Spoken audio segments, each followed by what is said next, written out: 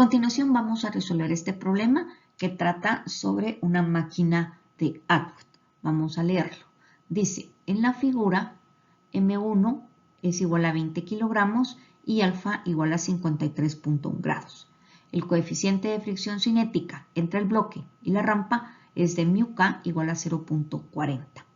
¿Cuál debe ser la masa M2 del bloque que cuelga? Si debe descender 12 metros en los primeros 3 segundos después de que el sistema se libera a partir del reposo. Entonces, para comprender lo que está pasando, vamos a leer la última oración que habla sobre lo que le está pasando a la masa M2.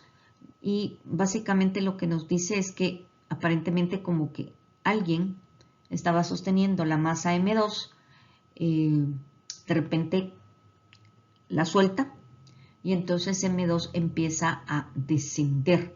Eso implica que empieza a bajar. ¿Y cuánto baja? Pues baja 12 metros.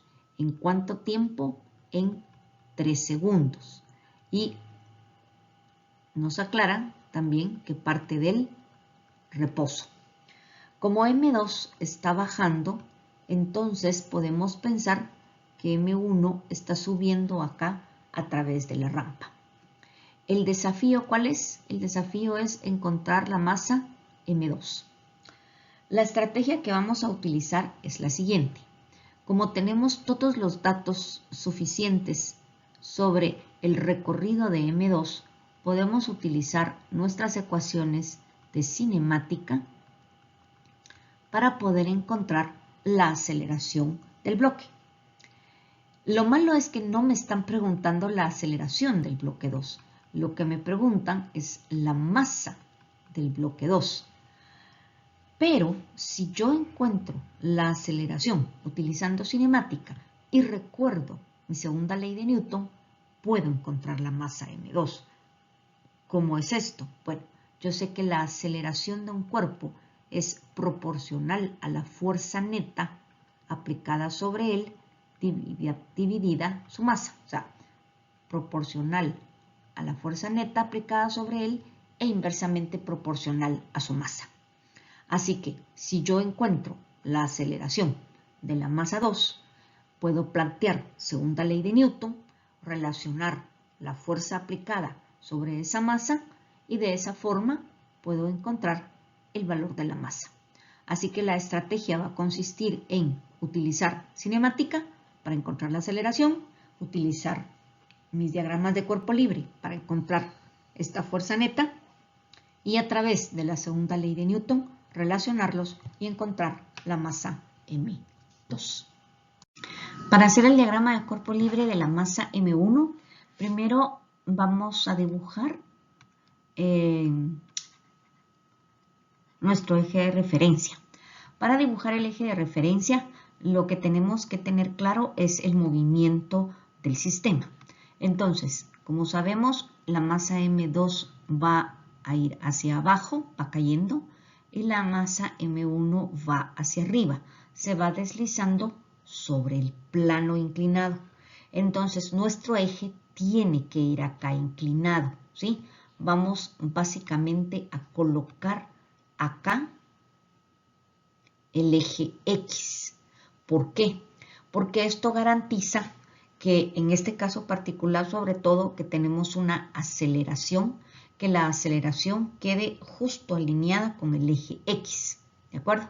Y bueno, nuestro eje Y va a venir acá y debido a esta separación que hicimos en los ejes y a la forma en que los colocamos, pues no vamos a tener aceleración en este eje, en el eje Y. Y eso era precisamente lo que queríamos al alinear los ejes de esa forma tan particular. Entonces nos va a quedar el eje X alineado con el plano y acá el eje Y. Sin embargo, para la masa M2, la aceleración es totalmente vertical. Por lo tanto, la masa M2 no necesitamos inclinar nuestro eje de referencia, ¿sí? Lo vamos a colocar el eje Y totalmente vertical. Bueno, ya habiendo hecho esto, lo que vamos a hacer es identificar las fuerzas que siente el bloque M1. Para eso, lo que tenemos que hacer es definir primero el entorno. Entonces, el entorno para la masa M1 son la cuerda, el plano inclinado y el planeta Tierra.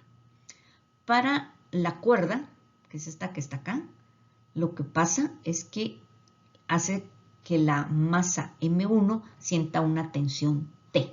La vamos a dibujar acá.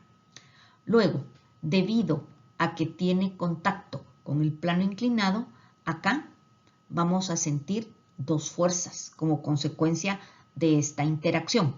La primera es la fuerza normal, y vamos a poner N1, y la segunda es la fuerza de fricción, porque el problema nos dice que hay fricción entre el plano y el bloque M1. Ahora, para ubicar la fuerza de fricción, lo que tenemos que hacer primero es tener claro hacia dónde se mueve la masa M1. La masa M1 se está moviendo para allá, para arriba. Noten que no dibujo la aceleración en el DCL, la dibujé totalmente afuera. Y esto nos ayuda a saber que si el bloque se está moviendo, digamos que en dirección de X positivo, la fuerza de fricción tiene que ir en dirección de X negativo. Así que dibujo mi fuerza de fricción acá. Y finalmente interactúa con el planeta Tierra. Así que vamos a colocar acá en verde el peso de la masa 1.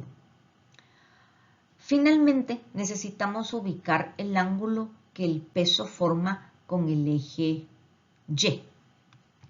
¿A qué me refiero? Bueno, primero vamos a ponerle el nombre al eje X y al eje Y luego vamos a observar algo.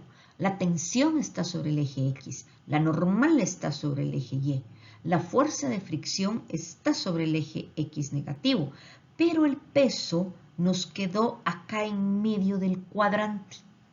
Entonces, eso significa que el peso va a tener componente en el eje X y componente en el eje Y. Esta es la componente en Y y esta es la componente en X, porque el peso me quedó en medio del cuadrante. Pero para poder encontrar las componentes en Y y en X, yo necesito primero saber cuánto vale este ángulo que está acá.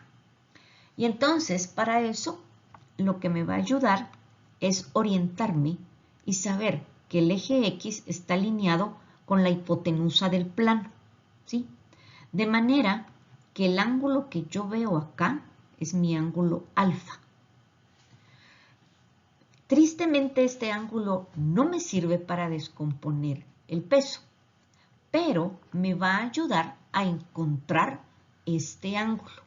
Este ángulo que está acá es el ángulo que forma el peso con el eje X. Y si sé este ángulo, ya sea que use este ángulo para descomponer el peso, o bien puedo usar el de acá, que es el complementario. Entonces, el secreto está en interpretar qué está pasando acá. La buena noticia de todo esto es que el peso está colocado acá de forma vertical, de manera que forma un triángulo rectángulo que es el que yo dibujé acá, ¿sí? Es como que yo cortara acá esto, ¿sí? Y entonces ahí tengo mi triángulo rectángulo. Así que, si este es el ángulo alfa, mi ángulo teta es el que está acá. Y por lo tanto, acá vuelvo otra vez a tener el ángulo alfa.